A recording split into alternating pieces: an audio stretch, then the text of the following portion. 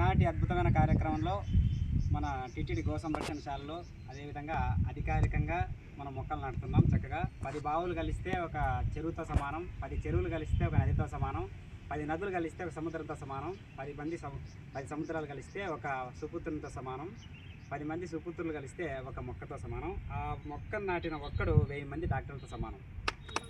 కాబట్టి ఇంత గొప్ప కార్యక్రమం. ప్రస్తుతానికి ప్రకృతికి మనం ఏమి ఇచ్చుకోలేము, అన్నీ ఫ్రీగా వాడేసుకుంటున్నాం. గాలి దగ్గర నుంచి, భూమి దగ్గర నుంచి, ఆదిత్యం దగ్గర నుంచి అన్నీ ఫ్రీగానే వాడేసుకుంటున్నాం. మనమంటూ ప్రత్యేకంగా ఏది ప్రకృతికి అందించలేదు. ప్రకృతి తల్లి వంటిది, నేను తండ్రి వంటి వాడు అని గీతాచార్యుడు చెప్తూ ఉన్నాడు. కాబట్టి అలాంటి ప్రకృతి మాతే మనకు అన్ని రకాలైనటువంటి ఆరోగ్యానికి కారకమవుతున్నది. కాబట్టి మన భవిష్యత్ తరాల వాళ్ళందరికీ కూడా ఒక ఆదర్శంగా, ఒక ఆయువు పట్టునిచ్చేటట్లుగా మనం చెట్టు నాటుతున్నాం.